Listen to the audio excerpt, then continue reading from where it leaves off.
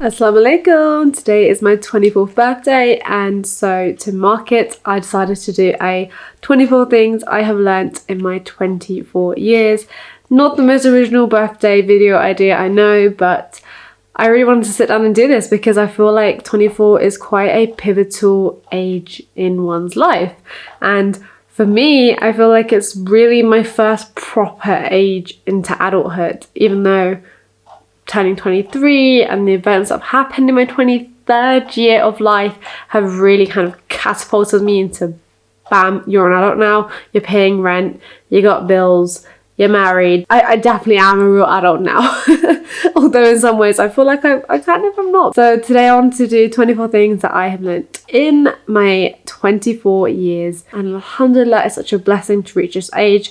I don't know if I'm going to see my next birthday, but I am just so grateful to be able to reach to this age and stage in my life and to have gone through some of the most beautiful experiences that I could never have imagined. So let's get started. Number one, appreciate the here and now, because life changes really quickly. What you might think is like really boring and mundane could be something that you're actually going to end up really missing in the future.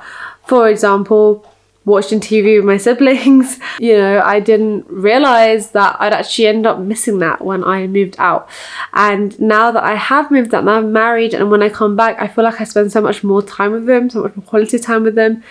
But there is something kind of sad about moving out of your house, like, and you know, moving in with your husband, because you never 100% have that relationship again. I mean, you still have that beautiful sibling relationship, but it's not the same, and I'm sure lots of you know what I mean. So definitely appreciate that while you still have it if you're not married yet. Number two, Allah subhanahu wa ta'ala is truly with you wherever you are, however you're feeling, however high or low your iman is. Allah subhanahu wa ta'ala is there for you, and that is so important to remember, because I have been through some really dark times, and I have felt like I was all alone, but the only thing getting me through those times was knowing that Allah subhanahu wa ta'ala is there, knowing that I could literally cry in dua and Allah subhanahu wa ta'ala will be listening. And alhamdulillah, every single time I've been helped in one way or another by Allah. So I'm so grateful for that. Number three, not everybody's going to like you, and that is okay. Number four, books can be the quickest and cheapest way to escape. When I was younger, I used to read all the time. I was such a bookworm. I used to love like different adventure stories, and I would honestly feel like I'm in a whole different world. And I feel like as a young adult, I have way less time for reading, or I just spend way less time reading, because let's be honest, social media is kind of our like free time. But that's something I want to keep in my mind. Books are amazing, and to read more. Number five, most friendships are temporary, and only a very few special friendships are going to last throughout time. Number six, you can and you will, inshallah. Number seven, everyone is fighting a battle that you know nothing about. That's a very like, you know, well-known saying, but it's so true. Some people are much more open about their battles, and some people are completely silent and you have no idea. So just keep that in mind, because kindness doesn't cost anything.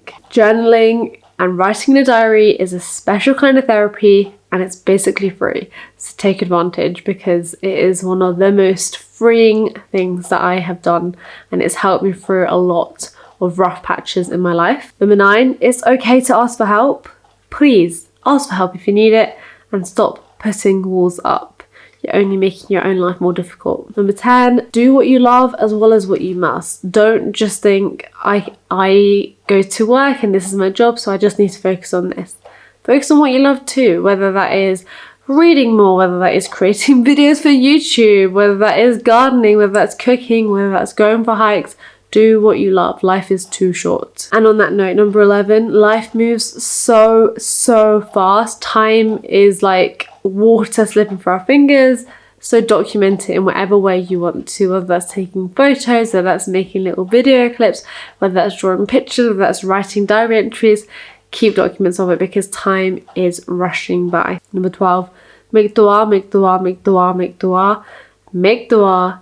Never stop making dua. Even when you get what you want, keep making dua still. And that's kind of, I feel like, how I keep my spiritual jug full, because by making dua, I'm constantly going back to Allah, and it is such a humbling and beautiful feeling, and it's such a huge blessing as well to even be able to do that. Lower your expectations. You're going to be way less disappointed, trust me. Number 14, eat the frog. Do the thing that you really don't want to do, that you're putting off first.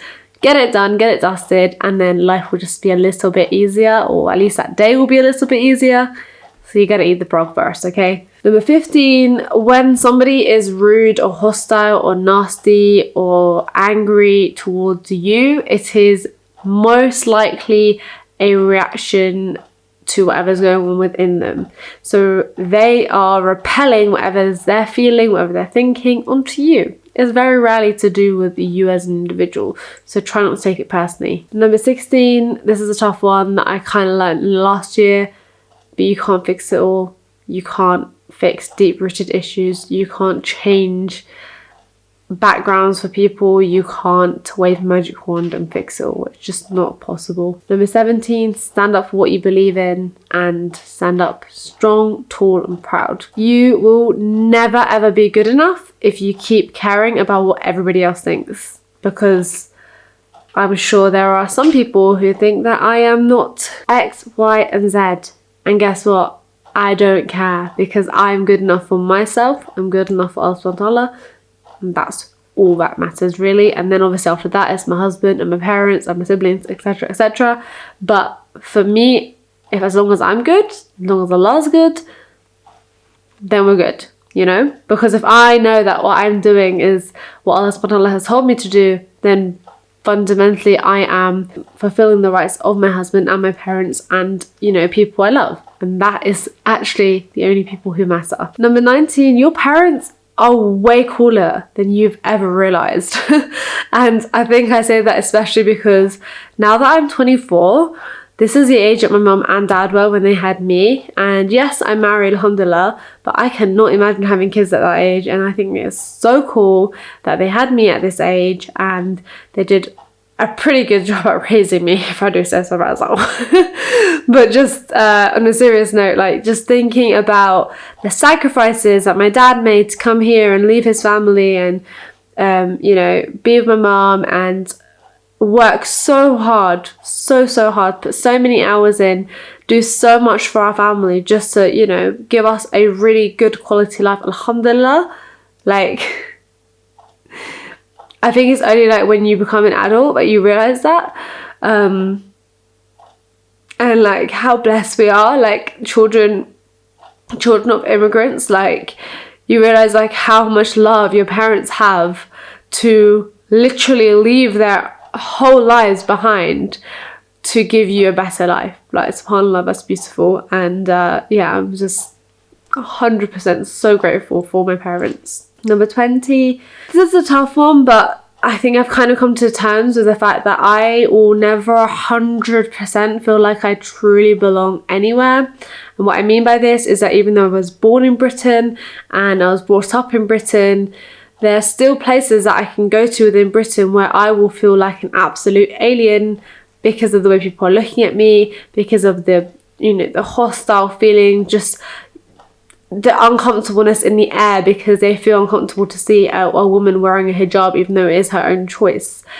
And then, interestingly, when I went back to Pakistan, I felt way too British to feel properly Pakistani, and there was a part of me that felt really at home there because everyone looked similar to me and nobody batted an eyelid to the way that I looked or the way that I dressed. That was normal. But then when I spoke, it wasn't the proper mother tongue, it was the mother tongue mixed with the English, and so I didn't quite fit in 100% there.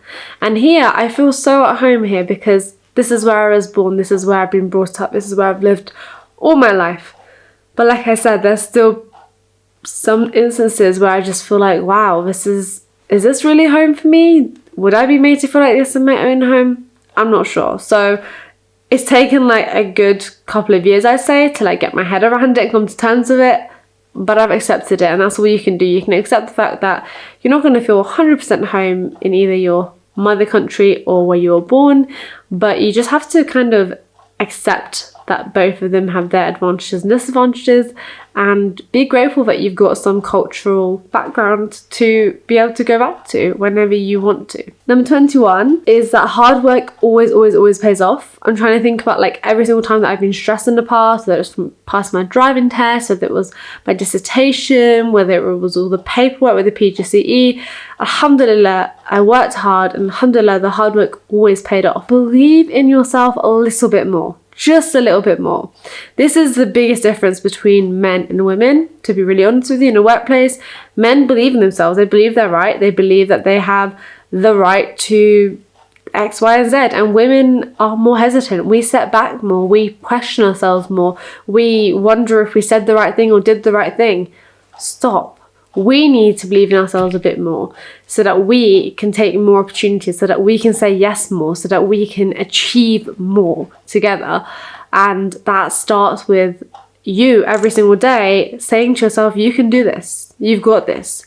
You know, you've got to have positive self-talk. And it is one of those things that some people just like laugh off, like, oh, whatever, like, you know, it doesn't make a difference. I promise you it does. I promise you it does. Positive self-talk is everything. As long as you keep telling yourself that you can do something and you keep striving towards it every single day, you will reach whatever you want to reach, inshallah. But you've got to believe in yourself first. People who have a negative mindset are much less likely to achieve what they want to achieve, and that is proven over and over and over and over again by studies and evidence and research to back that up. So believe in yourself. Number 23, love is going to find you unexpectedly and it's going to knock you off your feet. But especially this is like more to my younger viewers and more to, I wish I could say this to myself as a younger person. Stop caring about what all the other people around you are doing in school. Stop caring about, you know, all these silly relationships that are happening. Stop thinking that they have found it all, or that they have got a magic key, or they've got all the answers. They haven't. They're just growing up in their own way, and you being protected and not even going near that side of life, that doesn't mean that you're not going to eventually find the most beautiful love you could ever imagine, because you will, inshallah. But you have to stop focusing and caring and worrying so much about what other people are doing and how they're choosing to live their life. And remember that Allah's got your back. Like, inshallah, you will have what is written for you and it will be beautiful. So yeah, it's one of my biggest regrets in secondary school that I used to spend so much time like worrying about stuff like that. And it's like, why? Like, why was I not just enjoying being like as carefree as it is possible to be at that age? Like, that's, I hate that. So yeah, I hope that other people don't feel the same. I'm sure some of them do. But honestly, you will find love and it will be beautiful and it will be so worth the wait. So have patience, have sabr, and it will be well, inshallah. And the final one is live life in full bloom. This one always reminds me of my cousin who passed away like really unexpectedly in October last year. And I feel like in the last couple of weeks, like it's really started to sink in. Like for a long time, I was very numb to it. And when we were in Bali, we saw like a sign shop, and there was a sign, like a wooden sign with like cherry blossoms, which are my favourite flowers, a favourite tree, and it says live life in full bloom. And immediately reminded me of my cousin, because every single memory we have of her is her laughing and having fun and making people smile and genuinely living her life in full bloom. And for someone so young and so brilliant and so beautiful and wonderful, someone who had their life ahead of them, to be like taken from this world so soon, absolutely shattered our hearts. And I know for a fact, like if my wedding hadn't been planned like months beforehand for the end of that year, and I hadn't had that to sort of focus on, I would have sunk into a really, really dark place, knowing that she had gone. And yeah, life is just so unbelievably short, and it's only sadly when you have personally experienced somebody taken away from you like so quickly, and sometimes it can feel like so cruelly, even though everything does really happen for a reason. that's when it like really hits you and you really realise like actually life really be like that sometimes, and nobody's promised you tomorrow. Nobody's even promised you to the end of the night. So you need to do what you need to do. You need to focus on the things that you need to focus on, the people that you need to give your time to, your energy to, and never ever ever ever ever forget that it could be your last day. And I know that's super morbid, but it could. So try every single day to do one thing that makes you happy, do one thing that makes you feel like you've been productive, do one thing that makes your life tomorrow a little bit easier, and that way life kind of becomes easier in itself. And yes, there's going to be tremendous low points. That was, without a shadow of a doubt, one of the lowest points that we've ever had as a family, and it's something that we are still processing. Grief is a very strange thing. Whilst you're still here, whilst you're living, whilst you're breathing, whilst you're being given this gift that is life, live it in full bloom. Thank you so much for watching this video. I ended it on quite an emotional note, so I'm going to go now, and I just asked you guys, please do keep me in your duas, my family and my beautiful cousin, in your duas, and yeah, take care guys. Assalamu alaikum. Bye.